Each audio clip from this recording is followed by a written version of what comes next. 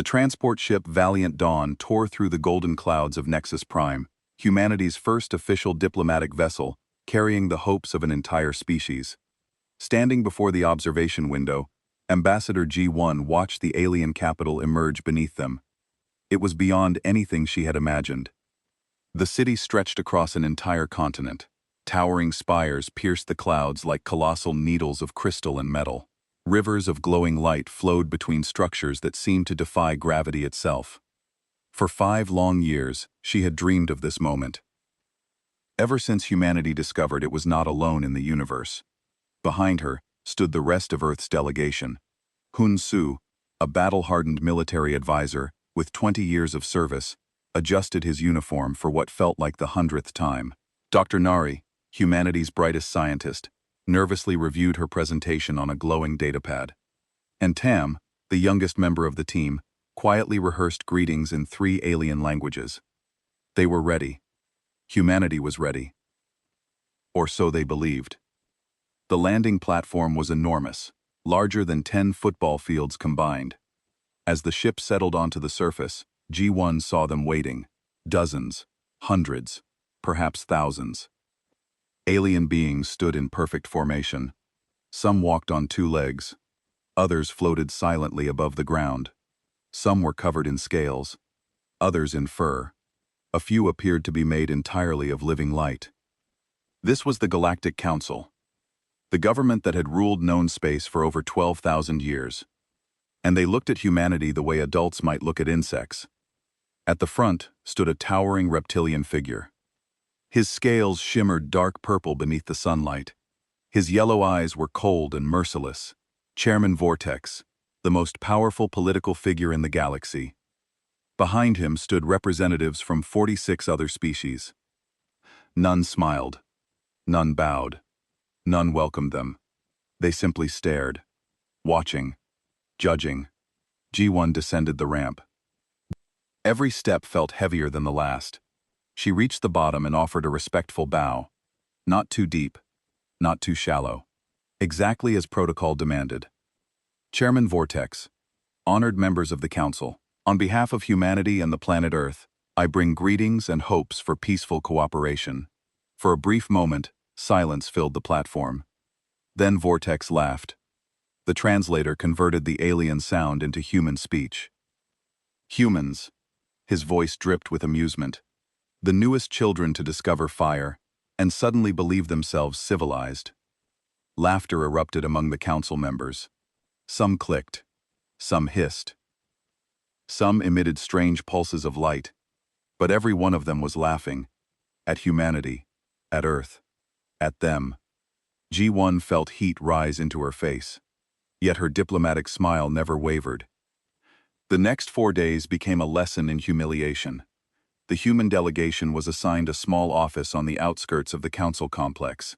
Far from the grand chambers. Far from important discussions. Far from power. Every request was denied. Every proposal delayed. Every attempt at meaningful dialogue ignored. When Dr. Nari presented humanity's scientific breakthroughs, alien researchers barely glanced at the data. When Tam tried discussing cultural exchange, no one bothered responding. When G1 requested permission to address the full council, she received the same answer every time. Wait. Day after day. Wait. Hour after hour. Wait. Humanity had crossed the stars, only to be treated like an unwanted visitor. On the 4th day, they were finally summoned. The council chamber was immense. Rows upon rows of seats rose upward in endless circles. Thousands of alien eyes focused on the lone human standing in the center. G1 suddenly felt very small, but she refused to show fear. She spoke about Earth. About humanity's journey from primitive tribes to interstellar civilization. She showed them human art, human music, human literature. She spoke of fusion reactors, faster than light travel, scientific discoveries, and dreams of cooperation. She spoke for nearly an hour. When she finished, silence filled the chamber. For a moment, she dared to hope. Then Chairman Vortex spoke. Humanity has been granted provisional observer status. The words struck like ice. You may observe council proceedings. You may not vote. You may not negotiate treaties. You may not influence policy. Perhaps in a few thousand years, if your species survives, we may reconsider. Laughter exploded throughout the chamber. Again. Always laughter. G1 forced herself to remain calm. Thank you, Chairman. Humanity accepts this opportunity and hopes to prove itself worthy of full membership. An insectoid council member clicked its massive mandibles. Prove yourselves? It laughed. Your technology is primitive. Your ships are slow. Your weapons are pathetic. You possess nothing we need, little human. Hun Su finally stepped forward. His patience shattered. We may be new to space, but humanity possesses enormous industrial capability, adaptability, and silence.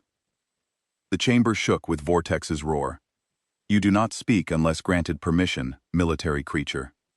Hun Su clenched his fists, but remained silent. Then Vortex said something that changed everything. Something that sent a chill through G1's entire body. We have studied humanity for 10 years. His yellow eyes narrowed. And what we discovered concerns us greatly. The room grew quiet. Your species evolves too quickly. You adapt too quickly. You advance too quickly. G1 frowned. Surely adaptation is a strength. For some species, Vortex leaned forward. For others, it becomes a threat. Around the chamber, dozens of alien representatives nodded. Not one disagreed. Not one objected. Not one defended humanity. Fear settled into G1's stomach. For the first time, she realized this meeting had never been about diplomacy. The verdict had already been decided. We have observed your wars. We have observed your conflicts. We have observed your relentless expansion. Vortex's voice echoed through the massive chamber.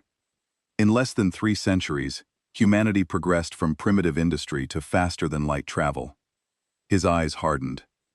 No species should advance that rapidly. G1 felt her heartbeat accelerating. We came here seeking peace. A floating being of living light finally spoke. Its voice sounded like distant wind chimes. Humans do not understand peace. The chamber fell completely silent. The being continued. You are violent, unpredictable, and dangerous. Then came the words that doomed an entire galaxy. The Council has decided that humanity must be contained. Tam blinked. Contained. Vortex smiled. Rows of razor-sharp teeth appeared. A simple word, young human. His smile widened. It means none of you will be returning home. The humans froze. It means that, even now, a cleansing fleet is traveling toward Earth. It means your species will be erased before it can threaten galactic stability. For a moment, nobody moved. Nobody breathed. Nobody spoke. Then reality crashed down like a meteor. This had never been a diplomatic conference. It was an execution. And Earth had already been sentenced to death. Explain it to the Council. Duhan pressed a button and holographic displays filled the room. For the past 15 years, since we first detected alien signals, we have been preparing for the worst-case scenario. Protocol Omega is that preparation. We have hidden shipyards in the asteroid belt, producing vessels the Galactic Council has never seen. We have weapons research facilities on Europa, Titan, and 12 other moons. We have been building, testing, and perfecting technology specifically designed to fight enemies more advanced than us. A hologram showed sleek warships emerging from hidden construction bays. Another showed massive weapons, platforms built into asteroids. A third displayed experimental fighters that could jump short distances through space. Intelligence Director Sujin continued the briefing. My department has been monitoring Council communications for 8 years. We've broken most of their encryption. We know their fleet compositions, their tactics, their standard procedures. We also know something they don't realize we know. Quote, "What's that?" asked the Chinese premier. "They're terrified of us," Sujin said with a cold smile. "We found classified Council reports. They've been watching humanity for decades. They've seen how fast we develop technology. They've seen how we fight. Their greatest fear is that if they wait another 50 years, we'll be stronger than them.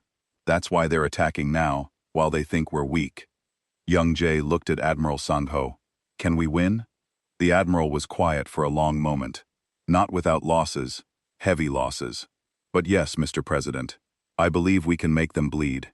And if we can hurt them badly enough, maybe they'll think twice about exterminating species in the future. That's not enough, said a voice from the back.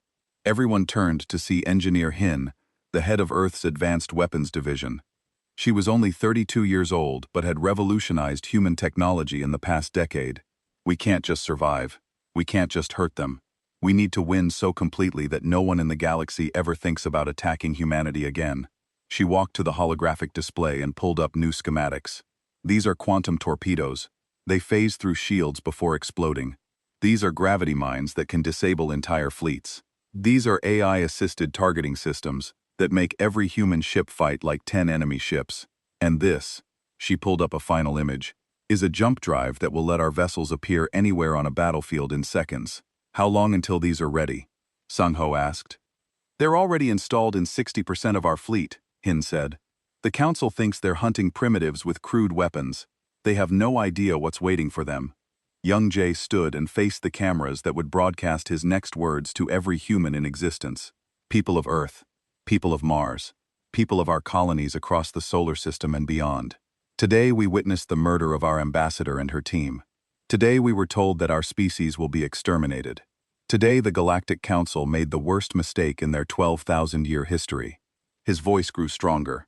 They think we are weak because we are young. They think we will beg for mercy. They think we will scatter and hide. They do not understand humanity. They do not know our history. Every time our species has been pushed to the edge of extinction, we have fought back with everything we have. Every time someone has told us we cannot survive, we have proven them wrong. He slammed his fist on the table. They wanted to eliminate us quietly, diplomatically before we could become a threat. Instead, they have united every human being under one cause. They have given us a common enemy. They have awakened something they cannot comprehend. 2. Young Jae looked directly into the camera. To the Galactic Council, if you are watching this, know that you made a choice today. You chose war. You chose to threaten our families, our children, our entire species. We did not want this. We came to you in peace. But since you have decided humanity must fight for its survival, we will show you what humans are truly capable of. He turned to Admiral Sang-ho. Make them regret they ever learned our name. Over the next 47 days, Earth transformed into a fortress. Every factory was retooled for war production. Every civilian with engineering skills was recruited. Ships that were still on drawing boards were rushed into construction. Weapons that were theoretical became reality. The asteroid belt became a maze of hidden weapons platforms and automated defense systems. Mars was covered in missile batteries. Luna was turned into a massive military base. Earth's orbital stations were armed to the teeth. But Admiral Sang-ho had one more trick planned. He called together his top officers and showed them a map of human-controlled space. The Council expects us to wait here and defend Earth.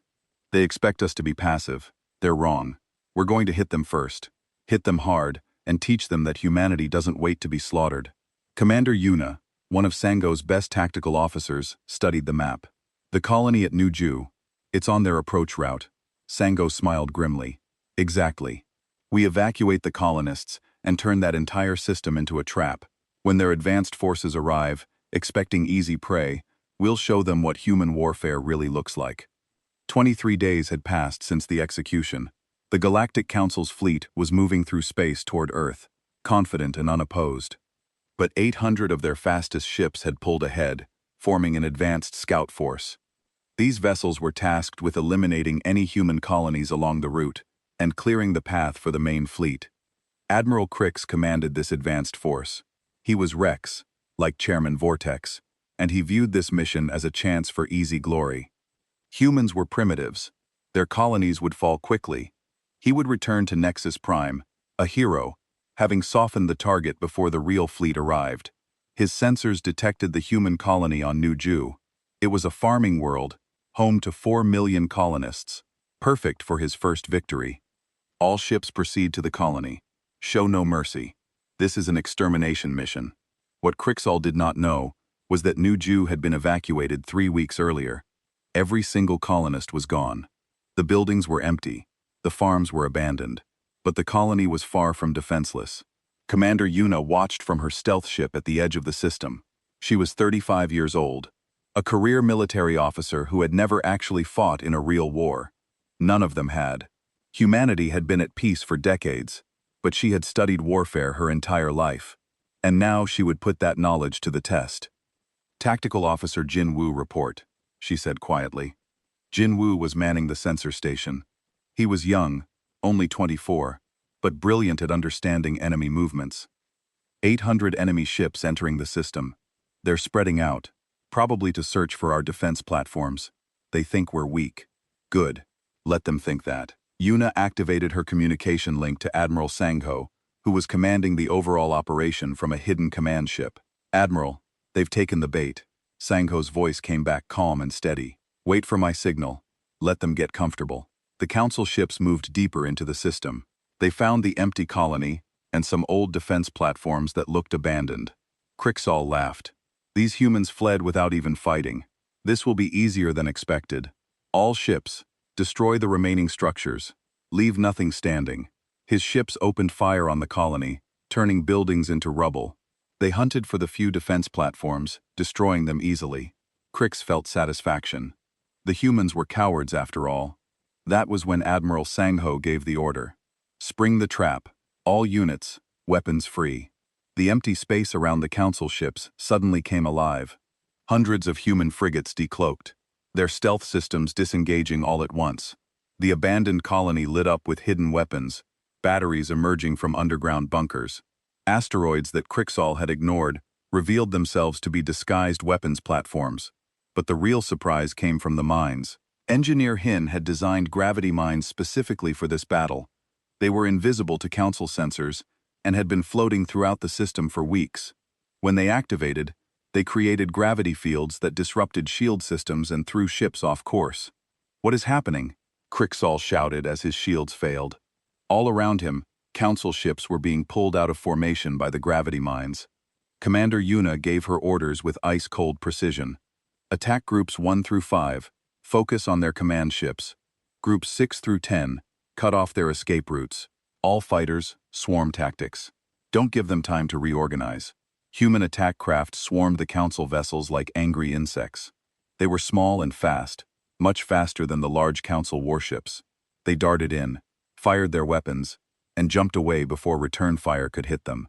Each human ship was linked to an AI tactical network that coordinated their movements perfectly. They fought as one organism, always hitting the enemy's weak points.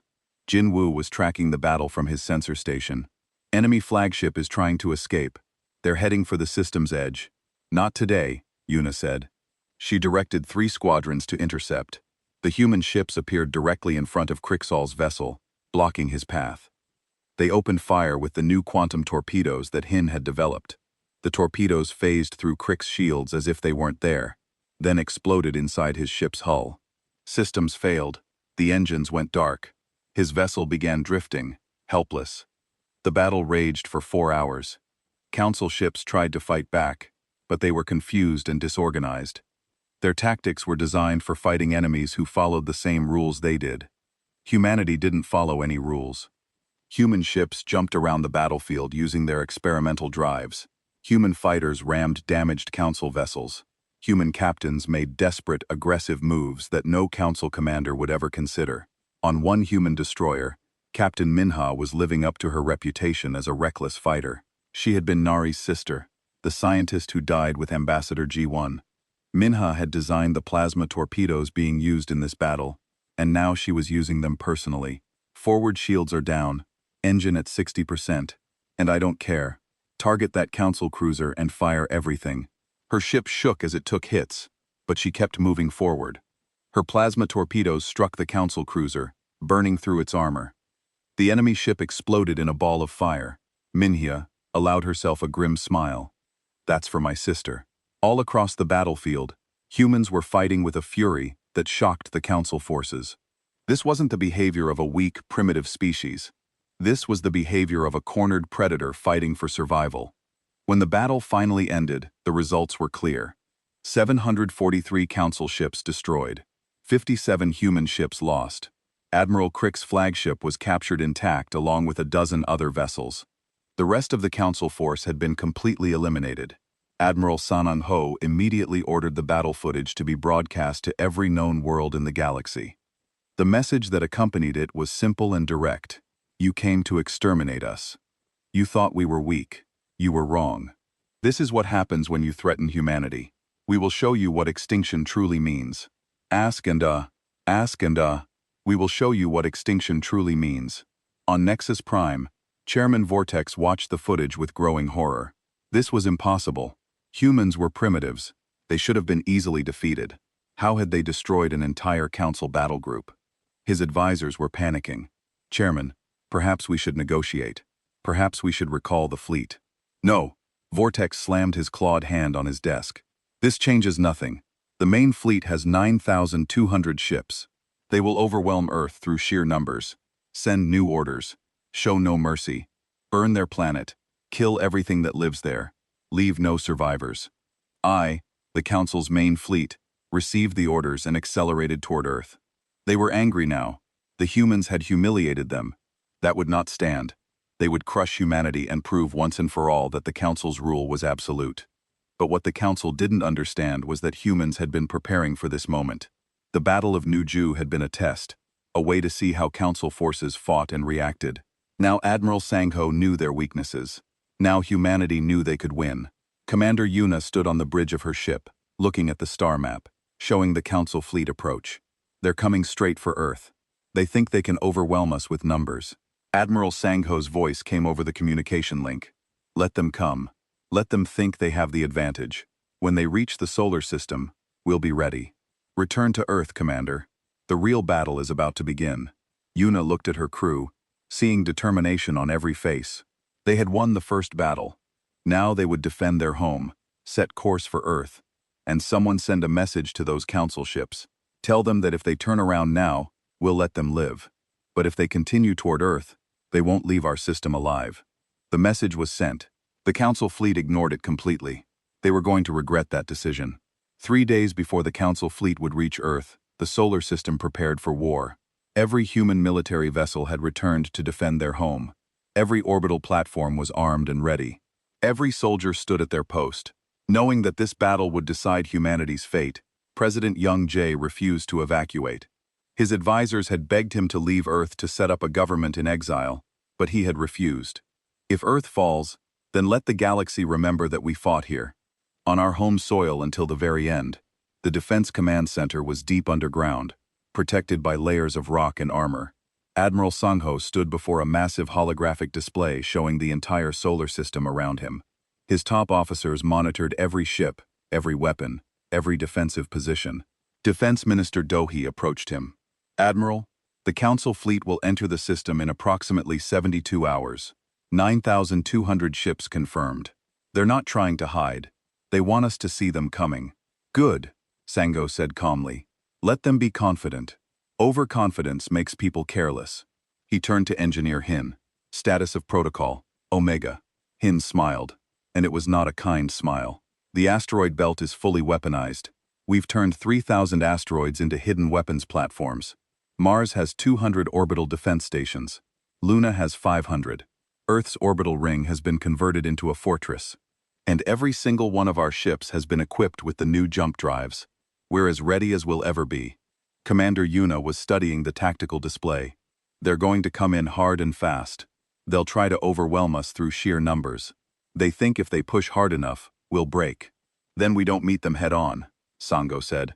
We let them come into the system. We draw them deep, make them think they're winning. Then we hit them from every direction at once. The Council fleet entered the solar system exactly on schedule. 9,200 warships organized in perfect formation. They were the pride of the Galactic Council, vessels that had conquered hundreds of worlds. Leading them was High Admiral Torvok, who had won 50 battles without a single defeat. Torvok looked at the human defensive positions and laughed. 2,000 ships against our 9,000. This will be over in hours. All vessels advance toward Earth. Destroy anything that resists. The human fleet did not immediately engage. They fell back, staying just out of range. This confused some of the Council commanders, but Torvok was pleased. They flee already. Cowards, All ships, pursue. Do not let them escape. The Council fleet pushed deeper into the solar system, past the orbit of Neptune, past Uranus, past Saturn. The human ships continued to fall back, occasionally firing, but never fully engaging. Torvak was certain he had won. The humans were running scared. That was exactly what Admiral Sangho wanted him to think. Let them come. Let them get comfortable. Wait until they're committed. The Council fleet reached Mars' orbit. Earth was visible now, a blue and white sphere hanging in space. Tuvok gave his final orders. All ships, prepare for final assault. We will burn that planet and end this quickly. Admiral Sangho looked at his officers. Every one of them was ready. Every one of them knew what was at stake. All units, this is it. For Earth, for humanity, weapons free. The asteroid belt erupted with weapons fire. 3,000 hidden platforms revealed themselves, pouring missiles and energy beams into the Council fleet. The Council ships tried to defend, but the attacks came from every angle. They had been surrounded without even realizing it. Human ships appeared throughout the battlefield, using their jump drives to teleport behind enemy vessels. They would appear, fire everything they had, then jump away before the Council could respond. It was chaos. It was beautiful. Commander Yuna led a strike force of fast attack ships. All fighters, target their capital ships, disable their command structure, make them blind. Fighter pilot Ji Hoo-hoon, Ambassador Ji-won's younger brother, led his squadron directly at the Council flagship. His ship was small and fast, loaded with explosives. He had volunteered for this mission, knowing what it would cost. This is for my sister. This is for everyone they killed. His squadron dove at the flagship, dodging defensive fire. 3 of his wingmates were hit and destroyed, but Ji-hoon kept flying. He slammed his ship directly into the flagship's bridge. The explosion was massive, and the flagship went dark.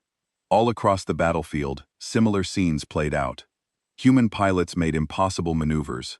Human captains took insane risks. Human soldiers fought with a desperation that the Council had never encountered. This wasn't just warfare. This was survival. The battle raged for 31 hours. The space around Earth became a graveyard of shattered ships and burning debris. The moon's surface was scarred by impacts from missed shots. Mars lost 2 of its smaller moons when a Council dreadnought exploded near them. But slowly, surely, the Council fleet was being destroyed. Their numerical advantage meant nothing when they couldn't coordinate. Their advanced technology meant nothing when human ships could appear and disappear at will. Their experience meant nothing when facing an enemy who refused to follow normal tactics. High Admiral Tuvok watched his fleet being torn apart and could not understand how this was happening. These were primitives. They should be easy prey. But everywhere he looked, his ships were dying. The humans were everywhere, and nowhere. They fought like demons.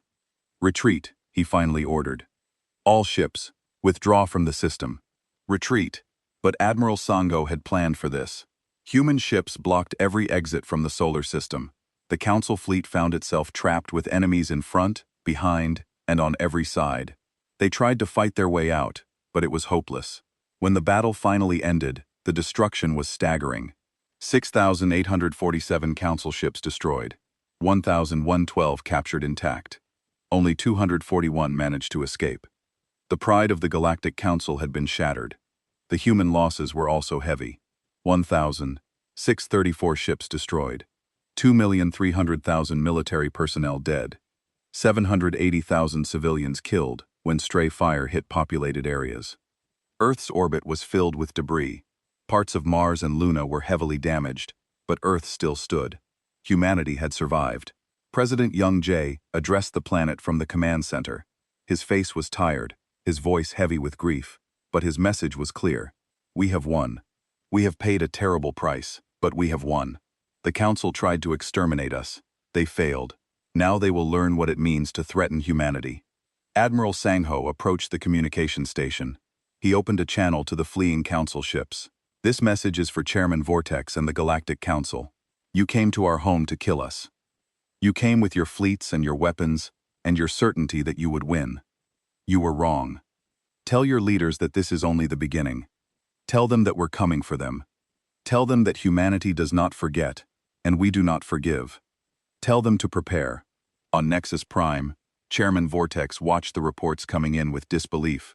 Impossible. The Council had lost. The humans had actually won. This changed everything. His fellow Council members were in full panic. Some wanted to sue for peace immediately. Others wanted to conscript every available ship and try again. None of them understood that it was already too late. The war was not over. In fact, it was just beginning. And this time, humanity would not be defending. They would be attacking. The galaxy was about to learn a hard lesson. You do not threaten humanity's existence and expect to walk away unscathed. Commander Yuna stood on the bridge of her damaged ship, looking at Earth through the viewport. It was scarred, but still beautiful. We held them. We actually held them. Admiral Sango's voice came over the communication link. We did more than hold them, Commander. We broke them. Now we make sure they never threaten humanity again. Prepare the fleet. We're taking the war to them. 6 months after the Battle of Sol, the galaxy was in chaos. The Galactic Council, which had ruled for 12,000 years, was falling apart, and humanity was the reason why Admiral Sango had not waited for Earth to rebuild. 3 weeks after the battle, he launched the human counteroffensive. His orders were clear: strike at Council military targets, free any species that wanted independence, and make it clear that the age of Council dominance was over. Human fleets appeared at Vreck's industrial worlds. The same species that had executed Ambassador G1 now watched their factories burn. Human ships struck at Krill collective hive worlds, disrupting their military production. Lumen trade hubs were blockaded until they agreed to negotiations. But humanity was not seeking conquest. Admiral Sangho made that clear with every battle. We are not here to replace the Council. We are here to end their tyranny. Any species that wants peace will have peace. Any species that wants to fight will learn what the Council learned. Intelligence Director Sujin had been working tirelessly to exploit divisions within the Council.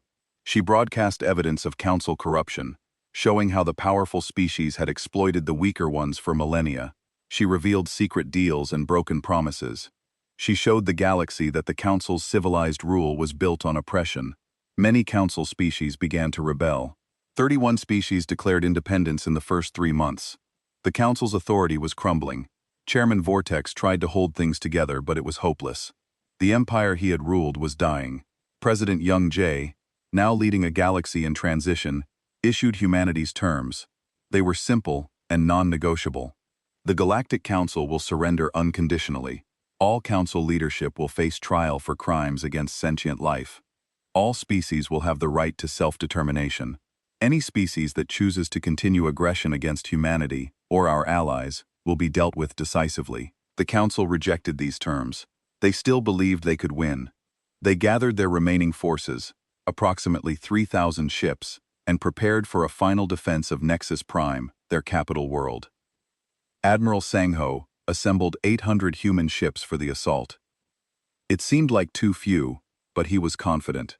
Tactical Officer Jin Woo had spent months studying Nexus Prime's defenses. He knew every weapon platform, every shield generator, every possible defensive position. The key is their central command station. Jin Woo explained to the assault team. It coordinates all their defenses. If we can disable it in the first strike, their entire defensive network will fall into chaos. Commander Yuna would be leading the ground assault. She had been promoted after the Battle of Sol, and now she commanded humanity's elite marine forces. My teams will secure the Council chambers. We take them alive if possible. The galaxy needs to see them face justice. The assault on Nexus Prime began at dawn, on a day that would be remembered throughout galactic history. Human ships jumped directly into orbit. Bypassing the outer defenses entirely, the Council defenders scrambled to respond, but they were too slow.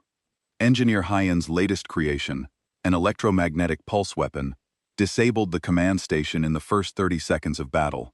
Suddenly, the defensive network that had protected Nexus Prime for thousands of years went dark. Shield generators failed. Orbital platforms went offline. The capital was defenseless.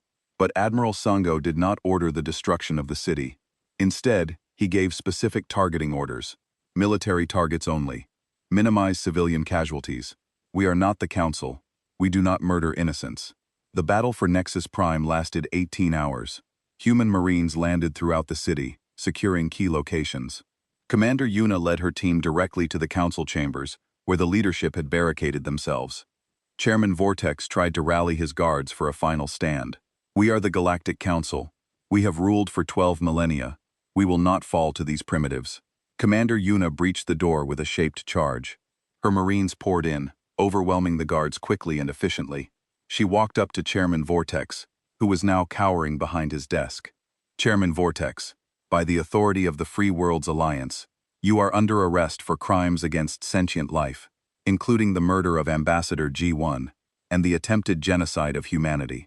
Vortex stared at her in disbelief. "You cannot do this. The Council is eternal. We are the law. My inside, we are the law." "Not anymore," Yuna said coldly. "Now you're just another war criminal." 47 Council members were arrested that day. The galaxy watched as they were transported to Earth in chains. President Young Jae had insisted on this. The trial would be held on Earth in the same city where the execution had been broadcast. The galaxy needed to see justice done. The trial lasted 3 months. It was broadcast to every known world. President Young Jae personally served as chief prosecutor. He presented evidence of not just humanity's persecution, but of centuries of council crimes against other species, genocides that had been covered up, species enslaved and exploited, worlds destroyed for the council's benefit. Chairman Vortex tried to defend his actions. "We maintained order. We kept the peace. Without the council, the galaxy will fall into chaos," Young Jae responded with cold fury. "You murdered our ambassador during peace talks. You sent fleets to exterminate our species.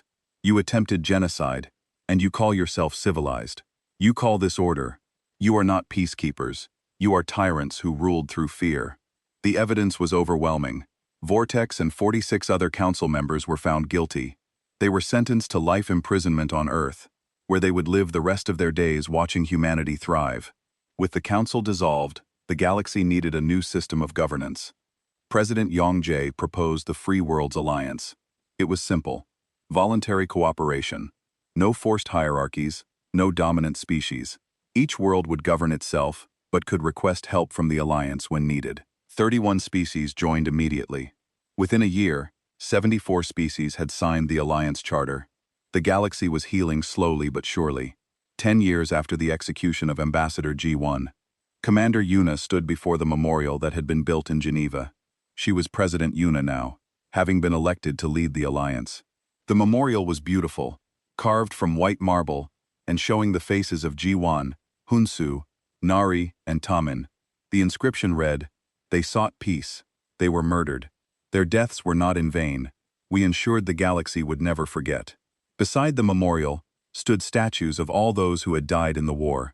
2,300,000 military personnel, 780,000 civilians. Each name was recorded, each sacrifice remembered. President Yuna placed flowers at the base of the memorial. She thought about how far humanity had come. They had been targeted for extinction. They had been told they were too dangerous, too aggressive, too young. And they had proven their accusers wrong in the most complete way possible. Humanity had not conquered the galaxy. They had liberated it. Former council species now thrived under self-rule. Trade flourished. Technology advanced. The fear and oppression of the council era was ending. Admiral Sangho, now retired, joined her at the memorial. He was an old man now, but his eyes were still sharp. "Do you think we did the right thing?" he asked quietly. "We did what we had to do," Ya replied. "They tried to kill us. We survived. We made sure no one else would suffer what we suffered." Wine engineer Hay, also retired, approached them. She had spent the past decade sharing human technology freely with all Alliance members. Fusion power, jump drives, medical technology, all given freely to anyone who wanted it. "The galaxy is better now than it was under the Council," she said. "We proved that strength doesn't have to mean domination." The three of them stood together looking at the memorial. They represented different aspects of humanity's nature. Sangho, the warrior, Hei Rin, the builder, Yuna, the leader. Together they had helped transform humanity from victims to guardians. Across the galaxy, former council species told stories about the humans. Some feared them, some admired them, all respected them.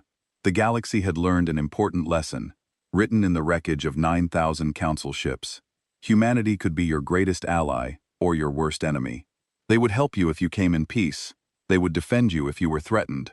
But if you attacked them, if you threatened their existence, They would show you no mercy. They would fight with a ferocity that defied understanding. They would never surrender. They would never give up. The Council had thought humans were dangerous because they developed technology too fast. They had been partially right. Humans were dangerous, but not because of their technology. They were dangerous because when faced with extinction, they refused to die.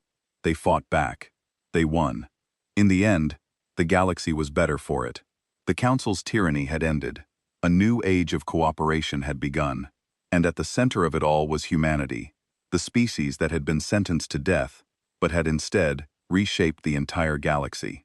President Yuna gave her final speech at the memorial dedication. They thought we were weak. They thought we would beg for mercy. They thought they could eliminate us without consequence. They were wrong about all of it. They learned that humanity, when threatened, becomes something terrifying and unstoppable. They learned we were human, and that made all the difference. The galaxy would never forget.